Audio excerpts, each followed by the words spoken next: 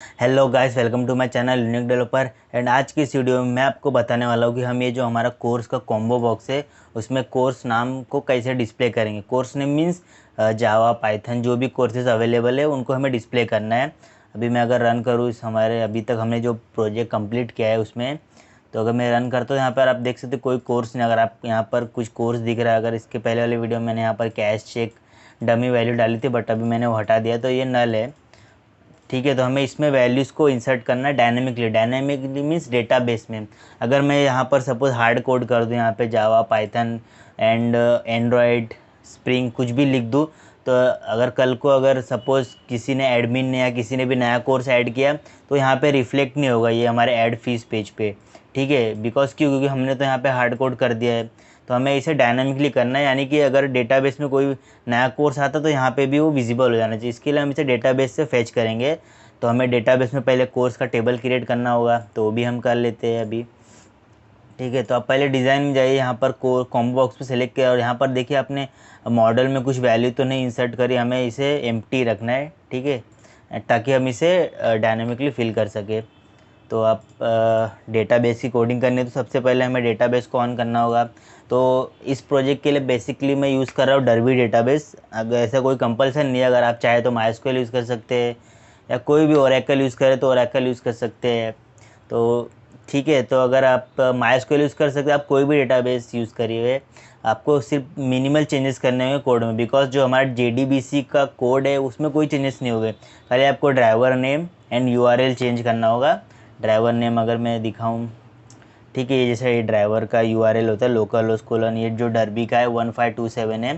And my स्क्वेल का कुछ होता है JDBC colon my स्क्वेल colon local host and 3306 होता है उसका पोर्ट नंबर। तो ये URL एंड जो हमारा ड्राइवर क्लास होता है, ड्राइवर क्लास मीन्स जो ड्राइवर जार फाइल होती है ड्राइवर की, वो अपने प्रोजेक्ट में इंपोर्ट करनी होती है। जैसे मैं अगर ये मेरा प्रोजेक्ट है अभी, मैं दिखाऊँ यहाँ पर फीस मैनेजमेंट सिस्टम, तो मैं अगर इसे ओपन करूँ तो अभी हम डरबी डेटाबेस यूज़ कर रहे थे, तो आपको जावा DB ड्राइवर की जार फाइल्स मिलेंगे। जार फाइल्स क्या होती है एक्चुअली, ये ना क्लासेस को कंटेन करती है। जैसे अगर ये जावा x.swing है ना, तो ये भी एक पैकेज है ना। अगर मैं इसे ओपन करूँ तो आप देखेंगे जावा org.apache.derby, तो ये क्या है, एक क्लासेस को कंटेन करती है। तो इन क्लासेस को हमें यूज़ करना है अपने प्रोग्राम में।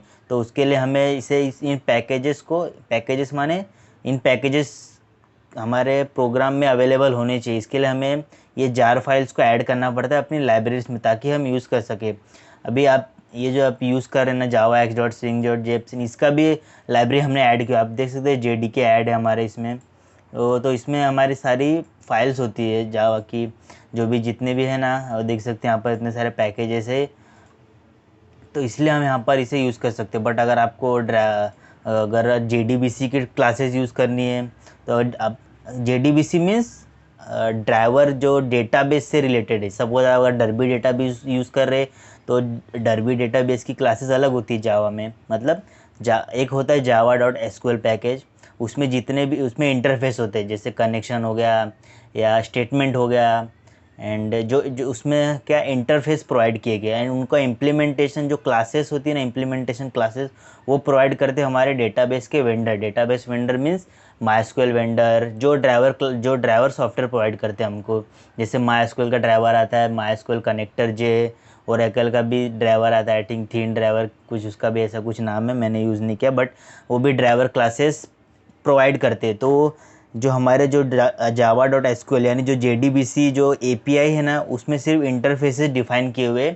इंटरफेस क्या होते हैं, रूल्स होते हैं कि अगर कोई सपोज MySQL वाला चाहता है कि हम उसका ड्राइवर यूज़ करें, तो जो जावा वालों ने java.sql पैकेज में इंटरफेसेस दिए हुए हैं, उन इंटरफेसेस को जो हमारे MySQL कंपनी के जो डेवलपर होंगे उन्होंने एक्सटेंड इंटरफेस को इम्प्लीमेंट करते, तो उसे इम्प्लीमेंट करके अपनी खुद की ड्राइवर क्लासेस मतलब ड्राइवर क्लासेस क्रिएट किए, एंड उसको हम यूज़ करके उनसे डेटाबेस से कम्युनिकेट कर पाते हैं।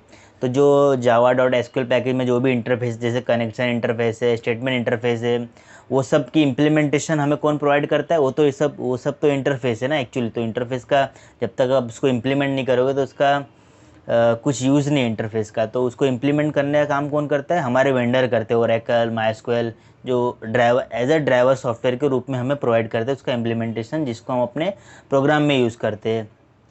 मैं आपको बताता हूँ आगे, आप बने रहिए बस मेरे साथ। ठीक है, तो मैं यहाँ पर डरबी डेटाबेस यूज़ कर रहा हूँ, आप कोई भी डेटाबेस यूज़ कर सकते हैं, माइस्क्वेल हो गया, ओरेकल हो गया।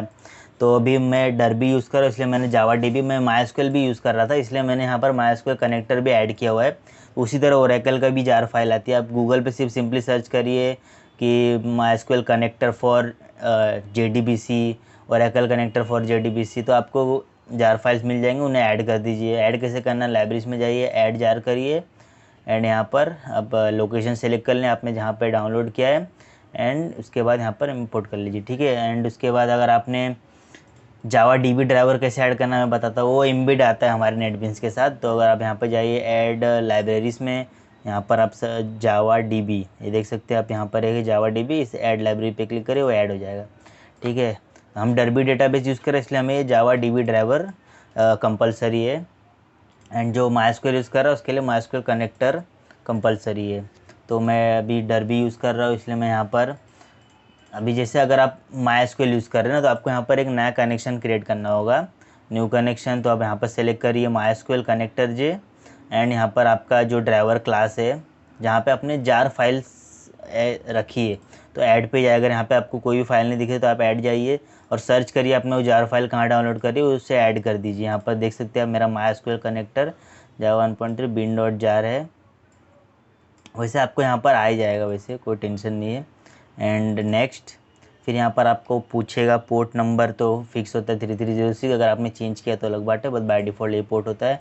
एंड डेटाबेस का नाम देना है जो आपने डेटाबेस क्रिएट किया है माइस्क्वेल में। अगर आप कोई टूल यूज़ कर रहे हैं माइस्क्वेल का, जैसे PHP माई एडमिन हो गया, या आप यूज़ कर रहे हैं वर्कबेंच यूज़ कर रहे हैं, तो आपने उसमें जो डेटाबेस क्रिएट किया होगा उसका नाम यहाँ पर देना है। जैसे मैंने फीस मैनेजमेंट सिस्टम है हमारा, ठीक है, मैंने कॉलेज FMS करके क्रिएट किया है। जैसे मैं अगर आप दिखाऊँ यहाँ पर तो आप देख सकते हैं यहाँ पर एक हमारा डेटाबेस है कॉलेज FMS, तो वहाँ पर इसका नाम देना है college FMS, and user name root, password कुछ नहीं है, टेस्ट कनेक्शन। तो आप देख सकते हैं कनेक्शन सक्सीड, मतलब कनेक्ट हो गया। अब ऐसे बस आपको फिनिश कर देना है, तो यहाँ पर मुझे दिख जाएगा। अगर मैं दिखाऊँ यहाँ पे नेक्स्ट एंड फिनिश, ठीक है, unable to add connection already exist है। अब यहाँ पर मैंने इसे पहले से ऐड किया हुआ है, कॉलेज FMS दिख रहा है आपको, इसलिए वो ऐड नहीं हो रहा। बाकी ये सिंपल इसी तरह से आप ऐड कर सकते हैं, बट ध्यान रखिए कि आपका डेटाबेस जो सर्वर है वो ऑन है। जैसे मैंने यहाँ पर PHP माई एडमिन ऑन करके रखा है, दिखाऊँ मैं अगर आपको, ये यहाँ पर मैं जाता हूँ सो, एंड देख सकते हैं माइस्क्वेल रनिंग है, इसे स्टॉप था, इसे मैंने स्टार्ट किया। अब वर्क बेंच यूज़ करें तो वर्क बेंच को ऑन कर लीजिए, एंड बस फिर इसके बाद हम, अगर आप डरबी यूज़ करें तो आप जावा डीबी पे जाइए एंड यहाँ पर स्टार्ट सर्वर कर दीजिए, आपका सर्वर स्टार्ट हो जाएगा। एंड अब डेटाबेस हमारा कौन सा था, ये था, तो इस पर डबल क्लिक करिए, कनेक्ट हो जाएगा। अगर आपने कोई पासवर्ड रखा है तो आपसे पासवर्ड पूछेगा, पासवर्ड एंटर कर दीजिए। इन टेबल्स में हमने सिर्फ एक ही टेबल क्रिएट किया था अभी तक, साइन अप। अब यहाँ पर हम सेकेंड टेबल क्रिएट करने वाले हैं, तो मैं क्रिएट टेबल ने मैं कमांड के ज़रिए टेबल क्रिएट करता हूँ। ठीक है, ये मैं आपको डिस्क्रिप्शन में इसका कोड प्रोवाइड कर दूंगा टेबल क्रिएट करने का। इसमें क्या हमने 3 कॉलम क्रिएट किया, ID, सीन नेम मतलब कोर्स नेम, एंड कॉस्ट। तो ये 3 कोर्स है, एंड ID जो है वो ऑटो इंक्रीमेंट है। इसमें डरबी में ऐसे लिखते हैं हम ऑटो इंक्रीमेंट को, एज आइडेंटिटी जनरेटेड ऑलवेज। ठीक है, अगर आप MySQL यूज़ करते होंगे तो आपको पता होगा नॉट नल, प्राइमरी की, एंड ऑटो इंक्रीमेंट करके ऑटो इंक्रीमेंट कीवर्ड होता है, वो यूज़ करते हैं हम।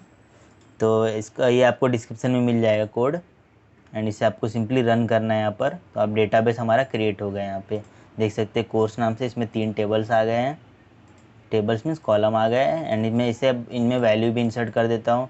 तो आप जाइए यहाँ पर व्यू डेटा पे, देख सकते हैं अभी खाली है, तो यहाँ पर इंसर्ट रिकॉर्ड करिए। अब मैं इसे हम कोड के ज़रिए भी करेंगे, जैसे एडमिन को ऐड करना है नया कोर्स तो कोड के ज़रिए भी कर सकता है, बट अभी हम कॉम्बो बॉक्स में वैल्यू फिल करने के लिए यहाँ से मैनुअली ऐड कर देते पहले। तो कोर्स ने मैं ऐड करता हूँ जावा, एंड उसकी कॉस्ट में रखता हूँ 5000। एंड जो हमारा यहाँ पे ID अपने आप जनरेट होगा क्योंकि हमने वहाँ पर लिखा है ऑटो जनरेट। एंड यहाँ पर ऐड रो पाइथन, एंड जो पाइथन की स्पेलिंग रॉन्ग हो गई, पाइथन, एंड इसकी कॉस्ट भी 5000। एंड नेक्स्ट है जो हमारा स्प्रिंग, एंड उसकी जो वैल्यू है देता हूँ मैं 10,000। स्प्रिंग गाइस बहुत ही ज़्यादा यूज़फुल फ्रेमवर्क है जावा में। अगर आप जावा डेवलपर बनना चाहते हैं तो इसे ज़रूर सीखना। स्प्रिंग हो गया, हाइबरनेट हो गया, टूल है। एंड JSP सर्वलेट तो अब बहुत ही कम यूज़ होते हैं। जैसे आप कोई भी प्रोजेक्ट बनाते हैं अभी इंडस्ट्री में तो JSP सर्वलेट तो ना यूज़ होते हैं, मतलब वो इनडायरेक्टली यूज़ करते हैं। हम उसे कोई भी प्रोजेक्ट JSP सर्वलेट में नहीं बनता है, बट हम स्प्रिंग यूज़ करते हैं। उसके अंदर हम JSP एंड सर्वलेट को की कोडिंग भी थोड़ी बहुत करते, बट उतना नहीं यूज़ करते जितना अभी आपने पढ़ा हुआ कॉलेजेस में।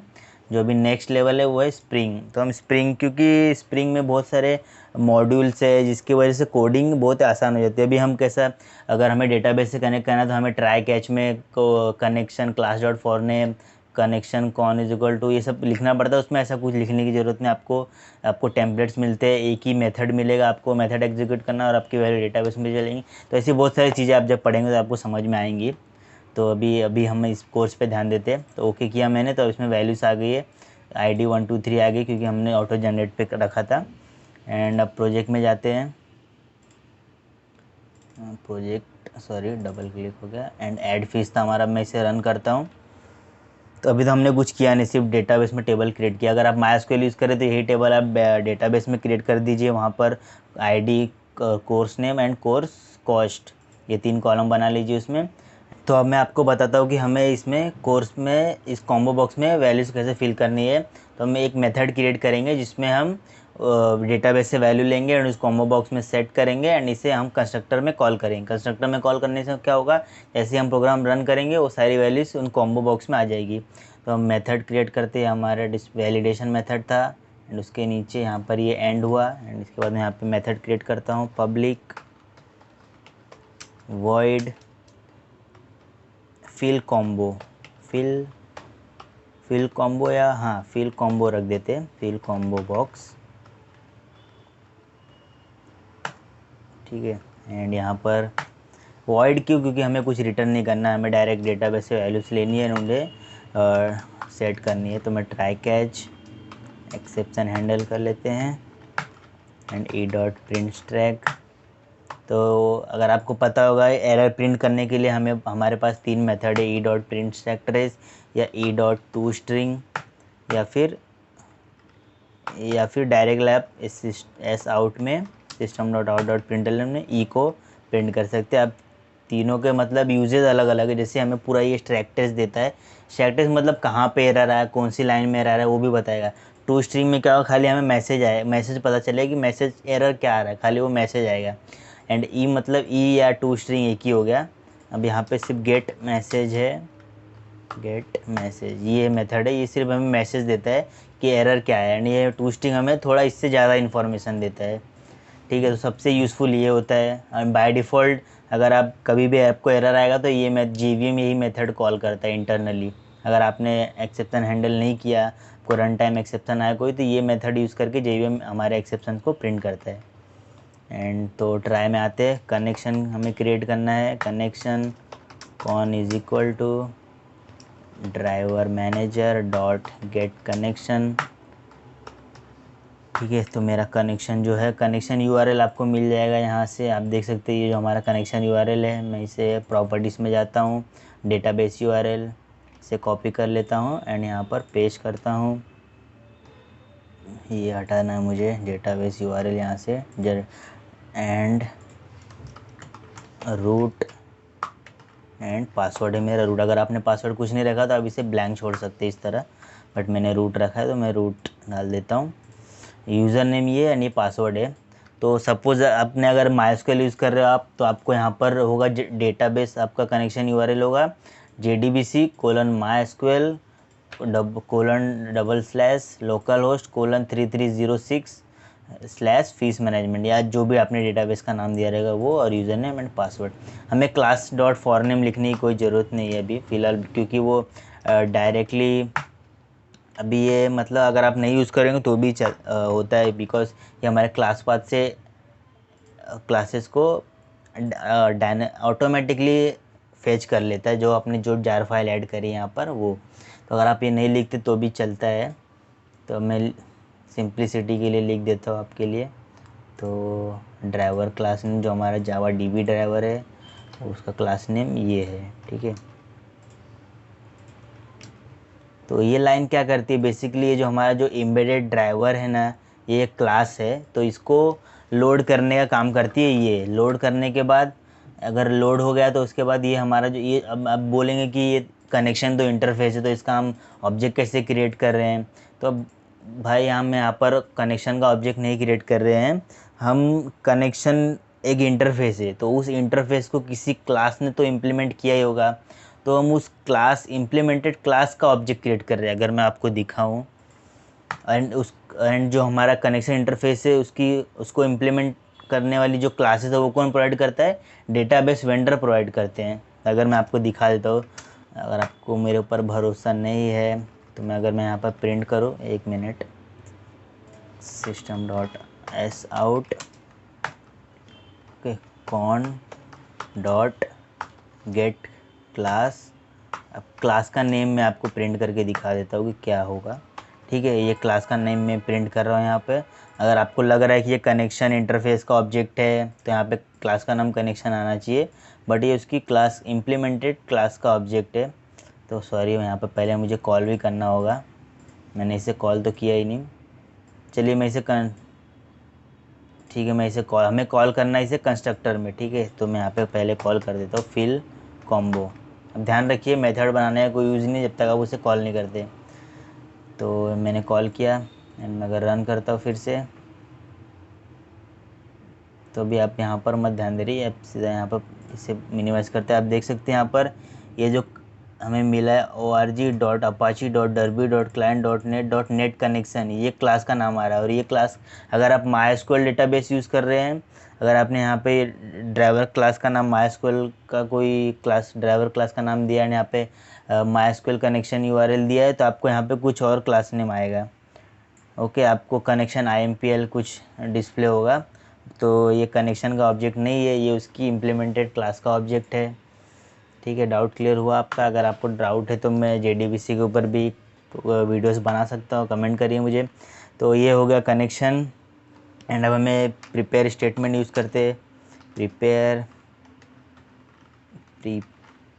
स्टेटमेंट, सॉरी प्रिपेयर स्टेटमेंट, अरे यार क्या हो रहा है, स्पेलिंग मिस्टेक हो रही है क्या। प्रिपेयर स्टेटमेंट, ठीक है। PST is equal to con.prepare statement. And यहाँ पे हमें अपना क्वेरी पास करनी है कि क्या क्वेरी हम करने वाले। तो हमें सेलेक्ट, सिर्फ कोर्स का नाम चाहिए, तो कोर्स टेबल का नाम क्या है हमारे, c name, course name c name table column का नाम है, select c name from course table, ठीक है। हमें कोर्स, एंड मैं यहाँ पे स्टेटमेंट क्यों नहीं यूज़ कर रहा, बिकॉज यार मुझे आदत हो गई है प्रिपेयर स्टेटमेंट यूज़ करने की। इसके बहुत सारे फ़ायदे भी है, क्योंकि ये काफ़ी फास्ट होता है इन द सेंस कि आप अगर आपको एक ही क्वेरी बार बार एग्जीक्यूट करनी है, एक्चुअली इसमें होता क्या प्रिपेयर स्टेटमेंट में, ये जो हमारा क्वेरी है ना वो प्री कंपाइल्ड हो जाती है। प्री कंपाइल्ड मतलब ऑलरेडी प्रिपेयर हो जाती है।